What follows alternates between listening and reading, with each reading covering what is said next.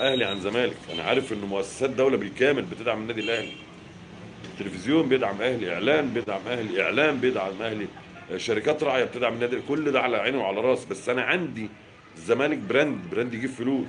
انت مش هتقعد زي النادي الاهلي ويجي لك وانت قاعد على الفوتيه التمويلات والبتاع. لا، انت هتروح تجيبها، لكن هتجيب، وزي ما هو بيجيب انت تجيب، والا ابقى انا فاشل بقى. انا وظيفتي ان انا احط الزمالك مع الاهلي في نفس التراك. الفريق لنهايه الموسم واستمراره بعد التاهل للكونفدراليه اللي انت لسه هتلعب فيها في شهر 3، ده جريمه، والله جريمه. جريمه ان الزمالك يخسر واحده من اسهل البطولات في تاريخه. جريمه ان الزمالك يكمل بالسكواد ده. جريمه ان الزمالك يلعب من غير مدرب كبير. كل دي جرائم يجب انها تتوقف فورا. الزمالك بعيد جدا يا جماعه، الزمالك في منتهى السوء. مفيش فكر، مفيش اداء، مفيش جماعيه، مفيش تحركات لا بكوره ولا من غير كوره، مفيش هجمات حقيقيه على مرمى المنافس. ايه الفريق الفقير ده اللي عايز تنافس بيه على الكونفدراليه؟ ايه الفريق اللي انت عايز تبث بيه ده روح الاستسلام عند جماهيره؟ يعني اكتر من كده لا، مساله صعبه. شوف احنا متعادلين و10 بونت وطالع اول مجموعه وشارخ، لكن من حقنا نقول ستوب، في حاجه غلط. انت النقط دي جت بايلك، دي نمره واحد. نمره اتنين، عندك فرقه بقى انزل الله بيها من سلطان معاك في المجموعه. لو لعبت مركز شباب دمياط هيطلع على حسابهم، مفيش مشكله. يعني الفكره انت مش انت اللي تاهلت النهارده، في ظروف لعبت معاك هي اللي حطتك في صداره المجموعه. لكن انت بجهدك وعرقك ولاعيبتك، اسف، لا في جهد ولا عرق ولا تعب ولا لعيب. في بايلك، في توفيق، في حظ كان بيلعب مع الزمالك. هيكمل الحظ؟ لا طبعا.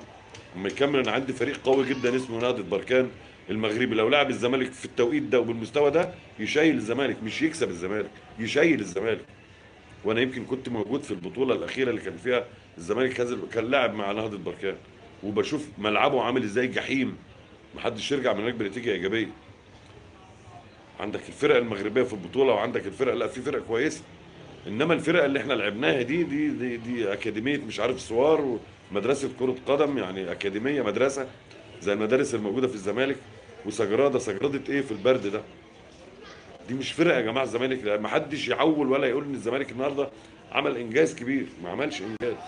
هو الزمالك النهارده كل ما هنالك تالق يعني تصدر مجموعته وتاهل بحكم والله بس الخطين الحمر والتوفيق، مش اكتر. لكن اللي عايز يغامر ويكمل البطوله باللعيبه دي، لا يركن على جنب. اللي عايز يكمل بالبطوله دي واللعيبه دي يركن على جنب. النهارده تقريبا انت بتعمل عمليه اغتيال بدني واغتيال فني لاحمد مصطفى زيزو. زيزو وكانه جاي مخلص البشريه من الذنوب، ما ينفعش. الراجل واخد الملعب لوحده رايح جاي وكانه ولوحده، مفيش مساعده لا من تحت ولا من فوق ولا من ورا ولا من قدام ولا حاجه خالص. النهارده انت بتهلك زيزو. لو حضرتك هتكمل معايا كده انا بقول لك بيع زيزو. اه والله، لو هنقعد بالفرقه السلطه، طبق السلطه ده، بيع زيزو، استفيد بفلوسه، حل مشاكلك. احنا بنقاوح وبنقول زيزو خط احمر وخط اسود وخط ابيض ليه؟ ده على امل ان احنا هندعم الفرقه، على امل انه خلاص هندفع الفلوس بتاعت الفرقه والديون اللي علينا بتاعت اللعيبه والمدربين والفرق اللي مدلها بالزمالك، الانديه اللي مدلها بره، ونبدا ندعم الفرقه. الفرقه من غير دعم هتبقى ضايعه. فلو ضايعه وهكمل كده وبالجهاز الفني ده وباللعيبه دي، تاني بيع زيزو. يعني ايه عندي لعيب بقيمه زيزو وانا بموت فيه؟ طب انت مخليه لمين؟ زيزو عشان يلعب بتبني عليه فرقه، يعني تجيب له 10 لعيب، مع احترامي لكل الموجودين. لو مسكنا اللعيبه كده بهدوء وقلنا مين يكمل معاهم، هو مفيش غير لعيب واحد. انا من وجهه نظري لعيب واحد او اتنين بالكتير يكملوا معاه. منهم المسلوسي طبعا التونسي، برغم ان انا مع التغيير الشامل بس انت مش هتقدر تجيب 4 محترفين. فيقعد المسلوسي ومع السلامه للثلاث لعيبه. سيف الجزيري ده ذنب وبتخلصوه علينا يعني. ده ذنب مش ممكن نادي الزمالك وجماهيره يتحمله. مهاجم اسمه سيف الجزيري طول الوقت بيشحت كره قدم، لعيب دماغه في رجله، بعيد جدا يا جماعه عن طموحات الجماهير. سامسون اكينولا مش هتكلم طبعا، هو فين سامسون اكينولا؟ الله اعلم. ابراهيم رضاي اللي خرج النهارده من التشكيله كله بره، اوت اوت اوت. ادفع وما تقعدش الناس دي على قلوب جماهير الزمالك اكتر من كده، كفايه. يعني استمرار اللعيبه دي تاني اكتر من كده جريمه. استمرار السيسي ودونجا وروقه جريمه. استمرار محمد عبد الغني جريمه. وانا علمت ان انت حضرتك متمسك بيهم، ويمكن معظمهم هيكمل مع الزمالك حتى في يناير. يكمل يعمل ايه؟ ما هو لو انت في مخيلتك انهم يكملوا، يبقى انت مش هتدعم غير باتنين تلاته لعيبه وكان الله بالسر عليهم، وهتقول لي نكمل بيهم.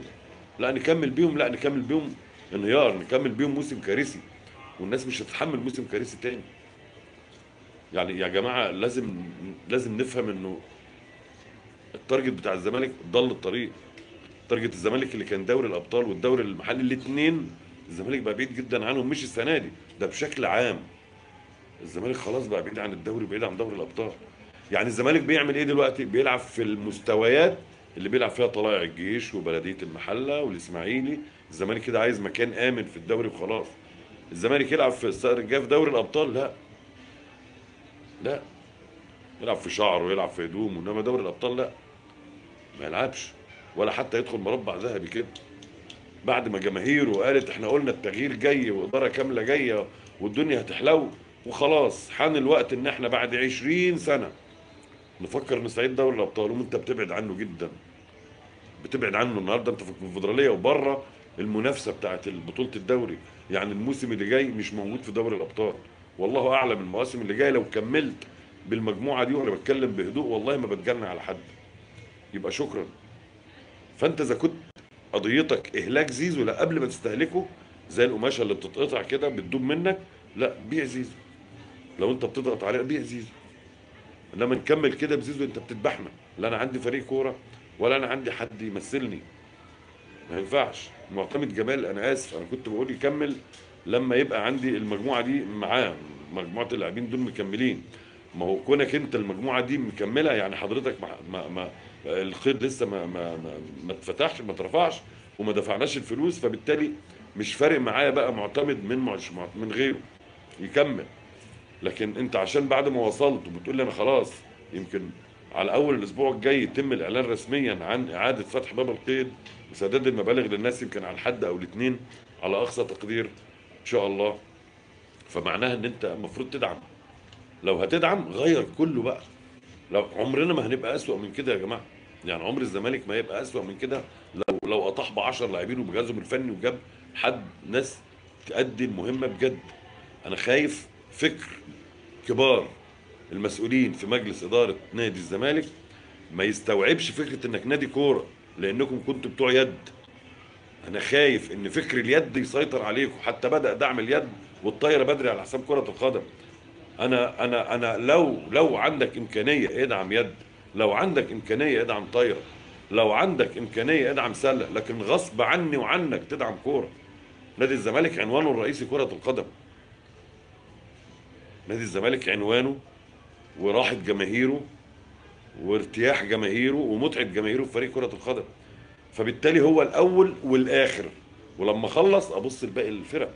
لكن النهارده انا لاحظت ان في دعم شغال للطايره واليد، ولسه ما فيش دعم لكره القدم.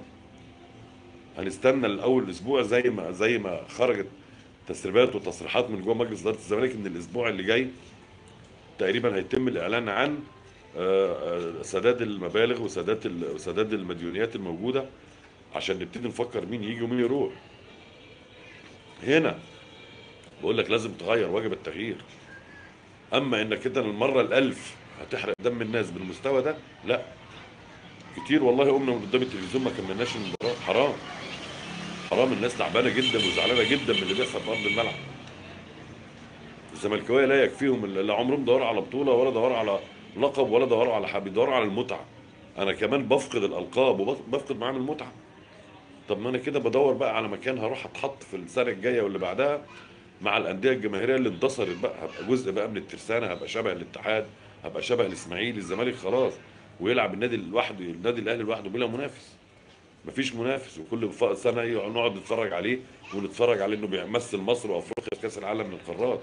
وشابوه النادي الاهلي ومجلس اداره النادي الاهلي، الناس اللي بتحافظ على السكواد بتاعها والناس اللي بتسعد جماهيرها طول الوقت، والله برافو عليهم. ويا بخت جماهير الاهلي بالنوعيه دي من العقليه، انك انت طول الوقت بتتاجر في سعاده جماهيرك. عايز اي لعيب بيشاوروا عليه بتروح تجيبه. جماهير الاهلي دلوقتي تقريبا اقل بخطر 90% من لعيبه الفرقه. هم دول اللي طلباتهم اوامر، هم دول اللي احلامهم اوامر جماهير النادي الاهلي. لان الاداره عندها فلوس، عندها ناس بتدعم، عندها. طبعا انا عارف ان الظروف مختلفه اهلي عن زمالك، انا عارف.